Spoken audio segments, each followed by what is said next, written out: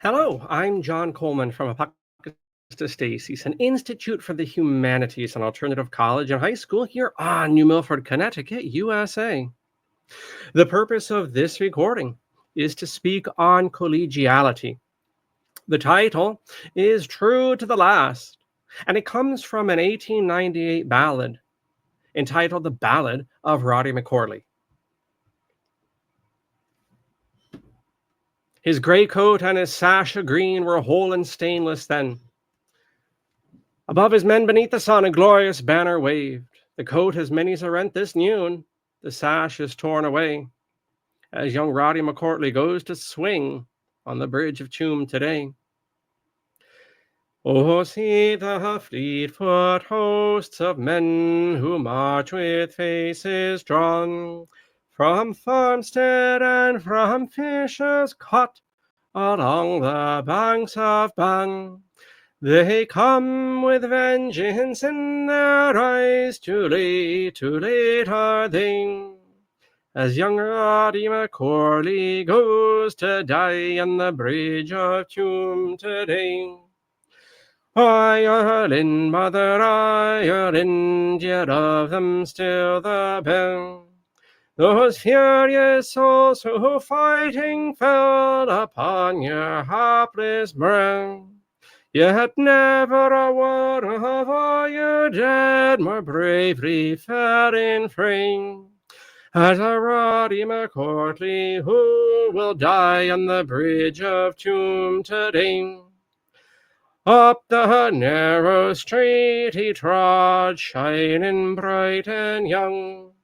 About the hemcoat on his neck his golden ringlets clung. Yet never a tear in his blue eyes, but bright and gay are they, as young Roddy McCorley goes to swing on the bridge of Tuam today. When last he trod these narrow streets, shining pike in hand, behind him tramped in stern array a stalwart earnest band. To Antrim town, he led them both that day, as young Roddy McCorley goes to die on the bridge of Tuam today. His great coat and his sash of green were whole and stainless then. Beneath the sun above his men a glorious banner waved.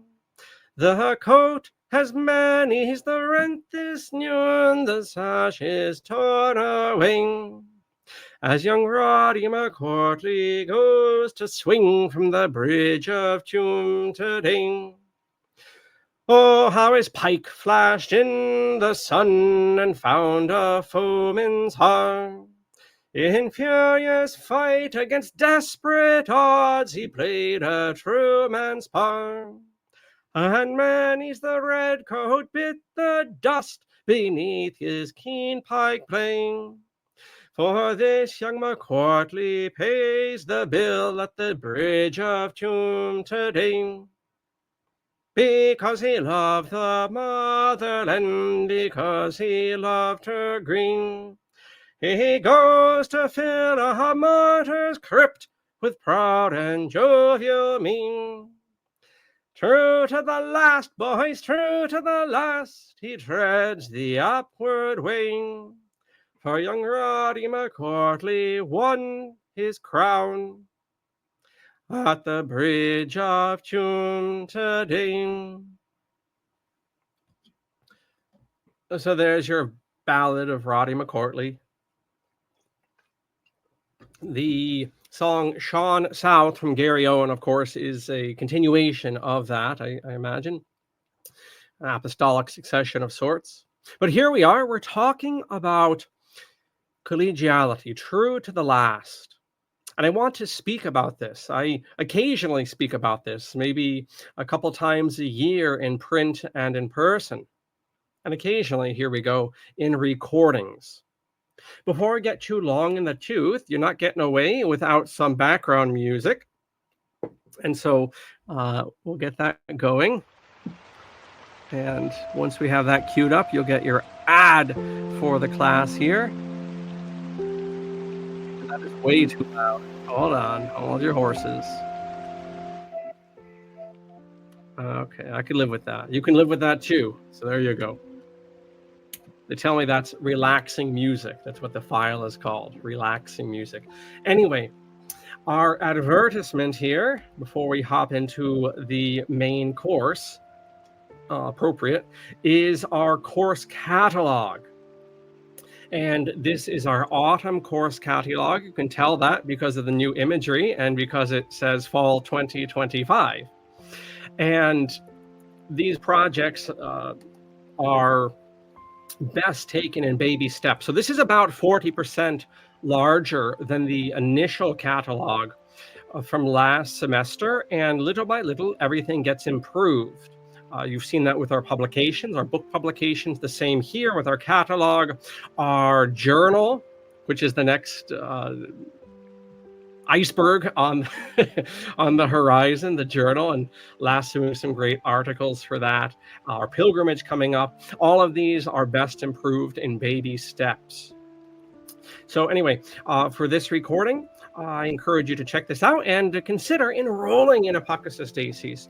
We have full-time classes and full-time curricula. We also have individual courses as well as monthly seminars, which are quite popular with adult students, thanks be to God. And we have a few other options coming up as well. But the place to start is our great course catalog. All right, so there's your advertisement, and now let's get on with the message at hand. And yes, usually events IRL conspire to provoke these special broadcasts and addresses, but this is worth having, as I should hope that all of these addresses are worth having. I shouldn't want to do such without some hope of betterment coming from it. So we're talking about collegiality. We're talking about loyalty, which I suppose is simply, collegiality is loyalty, academically speaking. So just to be blunt, without being too specific, because it's extremely unprofessional to speak about, personnel and students and things publicly.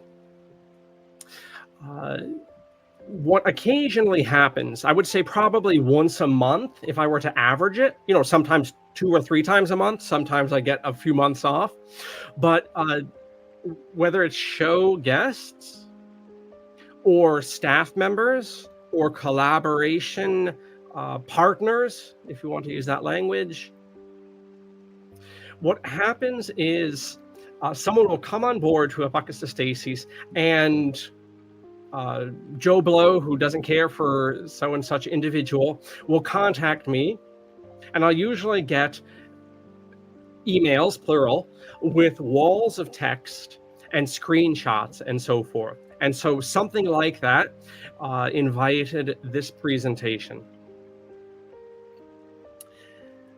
Apocatastasis has 4 communities whom we serve. And these go in descending order.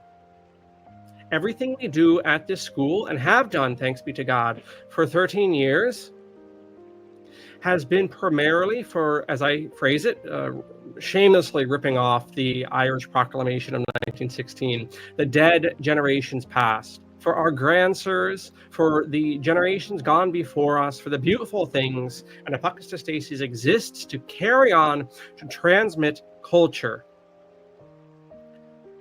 There have been, over the last century, tremendous disruptions to the transmission of culture. That is a massive topic. I have books from the 1950s and 1960s where men are complaining that it is evident before their eyes that there was a breakdown of this sort of thing in their day. Well, guess what? Here we are 70, 80 years later, and the process has continued. And there are reasons that are deliberate, and there are reasons that are just part of human fallibility, concupiscence.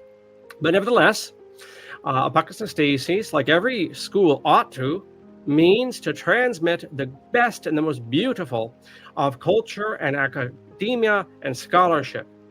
And our primary loyalty is to our dead generations past, to our grandsirs, and to our grand scholars. Second to that, Apocatastasis exists to provide a home for scholars. Much has been made in the past 50 years, I would say, in these United States since the 1970s, definitely, of the shortchanging that school has done to students. And this critique is correct. Very little attention is given to the shortchanging this system has done to scholars. And in a society which shamelessly says it's capitalistic, I don't understand why, for some reason, schools and schoolmen have not observed what decent, even, what your run-of-the-mill greasy capitalist understands is. Whatever Monroe Muffler, the bottom of the heap here in New Milford, Monroe Muffler, I'll bite my tongue right there. We'll just say that's the bottom of the heap. Ghostwriters, whatever trash there, the lowest type of capitalist knows that the labor, to a certain extent, even the capitalists know that labor needs to be treated with a certain amount of respect. Even the service sector jobs know this. For some reason, this message has not penetrated the world of pedagogy and schools. Well, here at Apocatastasis, it does. We exist after our first raison d'etre to provide a home for scholars, a place for their vocation to flourish. That does not mean, to get to a future point in this presentation, that does not mean that Apocatastasis institutionally, or any of the other scholars involved with this mighty work, support the other conclusions of their fellow scholars. But what we do support is a haven for scholars, particularly learners and teachers that have been driven out of academia. After that, the third telos, or raison d'etre, or reason for existing at Apocatastasis, is for our students. There is a proper hierarchy here. And yes, we mean to provide the greatest and most felicitous and convenient space for students to learn. And that has many aspects, including the financial. How many students have been run off from academia because academia, to its tremendous shame, has bellied up to the capitalist and to the loan sharks. So it's a multifaceted thing. It's not just in the classroom. The structural focus of Apocatastasis is to make the learning as efficient, not in a utilitarian sense, but in a humanistic sense, for the student. And then we expend tremendous labors for our fourth and final community, a rather large category called the general public. This explains things like our interview series, Litchfield County Naturists, our divine office work, our publications, our broadcasts, particularly the project, the historical literary broadcasts that we've lately been doing and will continue to do. The general public. Why? Because to all 4 points, why are we doing this? As St. Bernard of Clairvaux used to ask himself when the other monks were giving him a hard time. Today, this recording, this broadcast is being done on the 11th of July, which in the present Roman calendar is the feast of Saint Benedict. Well, whether it's Saint Bernard in the 13th century or Saint Benedict in the 6th century, one of the things that monks find out when they try to reform their monasteries is that the sloppy monks don't like that. And Bernard of Clairvaux had a lot of headaches, just like Benedict, today's saint, had. And Bernard of Clairvaux, when he was having headaches, he used to ask himself, Adque venisti, Bernarde? Adque venisti? Why have you come? Why have you come here? Why have you come to the desert of Clairvaux? What are you doing here? Why not just be a sloppy monk? Benedict, Why have you come to Monte Cassino that the Allies will bomb 1,300 years later, whatever, and the Lombards in the meantime? Why have you come here? What's the purpose of this? What are you expending your efforts on? Well, back to Apocatastasis. Why do we focus on these 4 points? What is our telos? It is cultural restoration. It is cultural restoration and renewal. And if I've said it once, I'll say it 1,000 times. We exist to manure the soil of culture. Nothing, nothing, nothing. No economy, no religion, no politics will obtain, no betterment will obtain until we manure the soil of culture. And we do that through those 4 channels hierarchically listed in this presentation. So, true to the last. And I speak personally now. Do you think I am such a craven?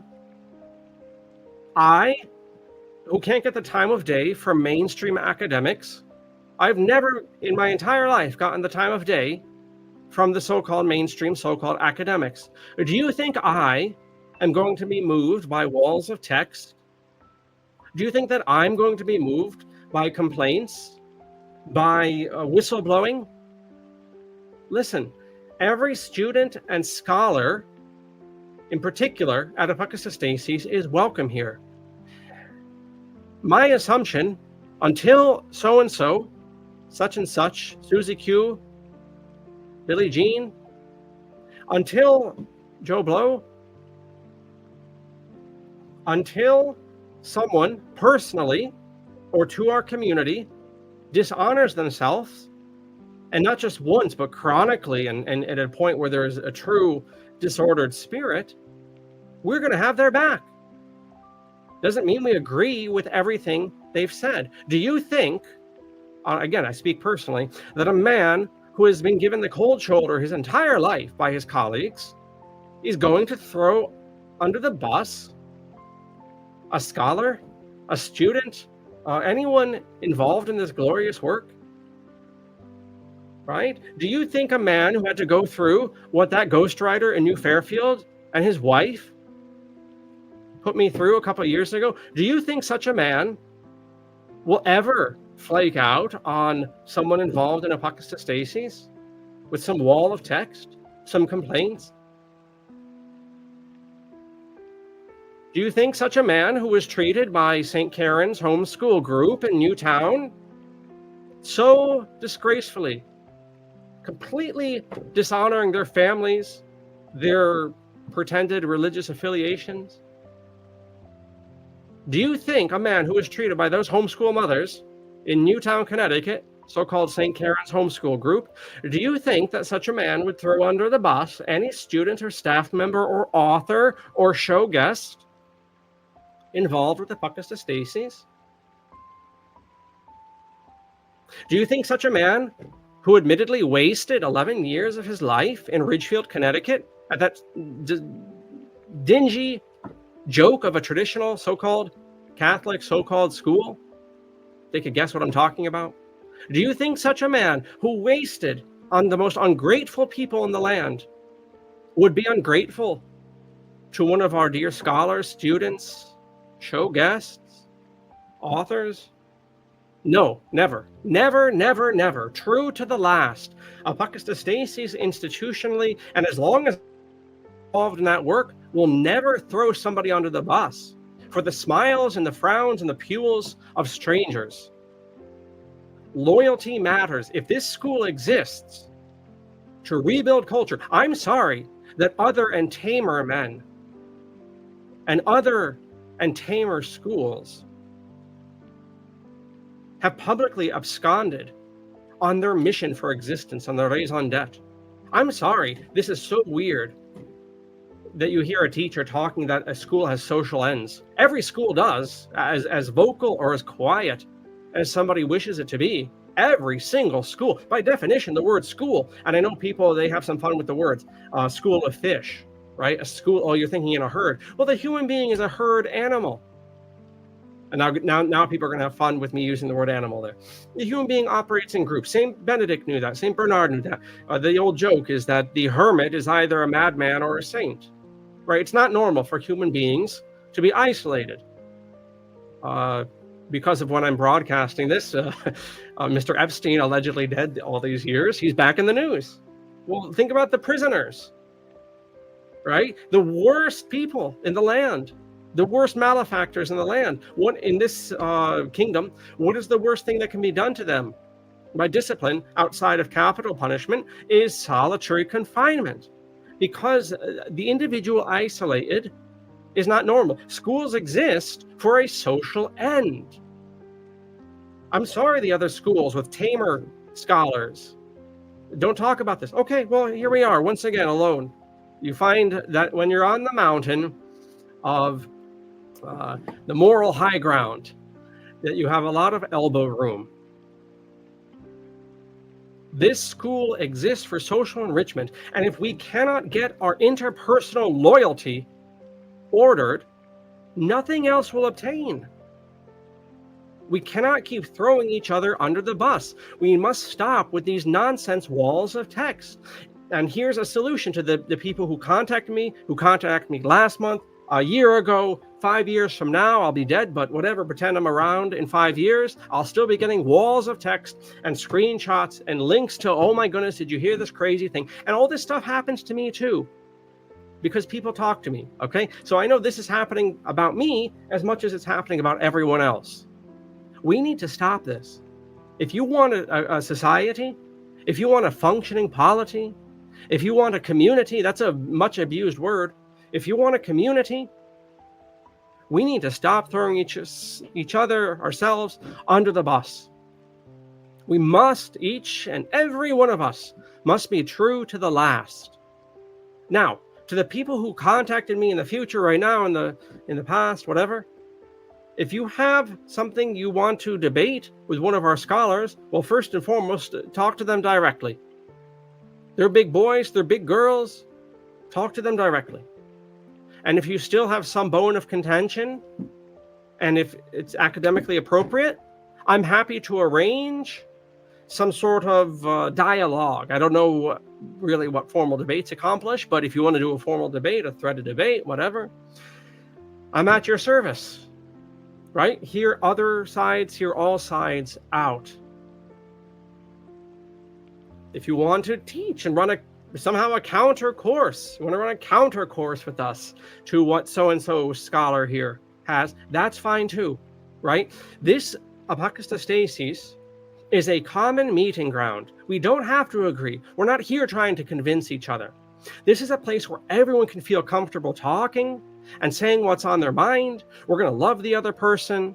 Now I'm rehashing another presentation, which I will link below, which is Apocatastasis' first rule. This is slightly different, right? Because this is directly pressing on the nerve of loyalty and nudging me, if not using more violent force, to throw somebody under the bus. So it's a little bit more than just a general, can't we all just get along? But I will link that. That is on every single page of our website. Let's see if let's see. Looking at the enrollment page, and yep, there we go. Learn about Apoc's #1 rule here. Okay, so I'll link that down below, which is a general presentation. This is more specific. But the reality is, we're rebuilding culture. Unless you have a very deep reading in literature and philosophy and history, a truly consistent year by year, decade by decade reading of history, listening to history lectures and literature and philosophy and so forth, art, and you really understand the style and the distyle of human life on this earth, you don't know how far gone things are. We're now in the rebuilding phase. This kingdom hasn't even crashed yet. And who knows what that crash will mean? Who knows? And how long that will take? Who knows? However, we're already in the rebuilding phase. And that means we need to order our interpersonal behavior. And that means if you have a problem, speak to the person directly. It's all in the Bible, but people don't want to read that. They don't want to read anything. That's a big problem we have right now, is illiteracy, right? Everyone here has heard of the word illiteracy. You know, Jamal out in the jungle, Jamal, he can't read. He's illiterate. Well, there's another word called illiterate. That is what we are, myself and yourself. We can read, but we do not. We can read text messages. We can read menus. We have a book on our nightstand. We dick around with it a few pages each night. We can read signs on the street. But we don't read. We don't set aside time every day to read. And one of the curses of illiteracy, not illiteracy, illiterate people very often are humble. And they know what they don't know, so to speak. Illiterate people are arrogant. Because they do have the faculty to read, they think they know what the men of reading know. And one of the curses of illiteracy is certainty. And you see it everywhere.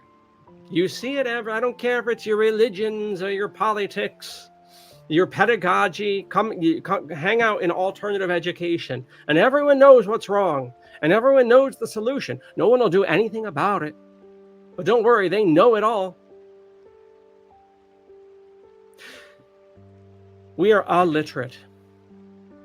And that's what we're bucking up against. When I get my walls of text emails, and we got these phone calls going around, that's what we're up against. We're up against nincompoops who don't read. And therefore, they don't have nuance. And they don't even have the humility. I shouldn't say even. They don't have the humility of the literate. Neither have the humility of the illiterate. They are the arrogant illiterate. And that is what we're up against. And to speak bluntly, I can't believe it. Astaghfirullah. Astaghfirullah. The people who are sending me these and who do the phone calls, oftentimes are men. You would expect women to act this way. Women who don't have strong fathers, neither strong husbands. You would expect them to act that way. The reason I know that is because I've been teaching here in Connecticut for 20 years, and I've watched how women behave. It's disgraceful. The dishonor they bring on their traditions and their different pretended affiliations, ideologically, the dishonor they bring to their fathers and their husbands. But you don't expect uncontrolled women to behave themselves. The fact that we have men doing this is a sign, to my earlier point, of how far things are gone. It is not seemly, in particular for men, to act like this. A man, when he has a problem, sees another man directly. And if they need some sort of umpire, well, we have the state. Like I just said, people want to do debates here. I'll moderate, whatever. You want to do a counter publication in Apocatastasis's press, that's fine. Whatever. You want to do a counter course, have at it. But what will not be had here, as long as I'm around, until you're shoveling me in the grave, which probably won't be that far off, until you're shoveling me down at the cemetery, until that day, what we will never do, and please God, there will be better men than me, and there will be better scholars than the ones involved at the school now that are rising up and that will join us in time, please God. May it never happen that we throw anyone under the bus, that we're subject to campaigns of intrigue. If you have a problem, see someone directly, and then see a moderator if you still can't iron it out. So that's what I wanted to say. Again, I'm sorry that the other schools are pansies. Again, on a personal note, do you think a man who was thrown under the bus, every day, I've been doing this for 20 years, with the homeschoolers, the so-called traditional, so-called Catholics, all these conservatives, the so-called, right? Nothing but thrown under the bus. Do you think such a man, ignored by the mainstream, laughed at, they're not laughing so much now, but they don't give me the time of day. Do you think such a man would behave in such a craven and effeminate manner? Never. And as long as I'm around, nobody will ever be thrown under the bus. Students, staff, authors, show guests. They'll throw, people want to throw me under the bus. That's fine. Who cares? But I'll never reciprocate bad behavior. And for people who have done bad behavior, stop it. Play the man, like Shakespeare said. Play the man, and we're here to facilitate that. Everyone's welcome here. Everyone's welcome. We don't have to agree. Anyway, that's what I wanted to say. That's why I put on the relaxing music for myself as soon as yourself. And with that, let's all of us, wherever we're coming from, let's be true to the last. We have disagreements. This is part of human life. Again, I say today's the feast day of St. Benedict. Read the Regula. Like everything oh, hold on. Oh no, I was going to joke, because whenever I want something, it's on the other side. This room is like a big rectangle, so it's on the other side of the room. But for once, alhamdulillah, for once, here's what I'm talking about. Here's the rule. There you go, it focused. Here's the rule of St. Benedict. Okay, it actually was in striking distance. Okay, in the rule of St. Benedict, right, there are ways of dealing with people when they don't have, how do you say, amity between them. There are pages and pages and chapters given over to that, because that's human nature. That's fine, right? If it's unnatural for a man to be alone, if the hermit is truly a madman or a saint, then it's just as normal for people to have disagreements. That's fine. And that's what Apocatastasis is here to facilitate academically, these disagreements. That's fine. But the other person doesn't have to be your enemy. And we certainly don't need to be throwing each other under the bus. And with that, you know how to contact me. And I'm going to check out and boogie woogie. St. Benedict, ora pro nobis.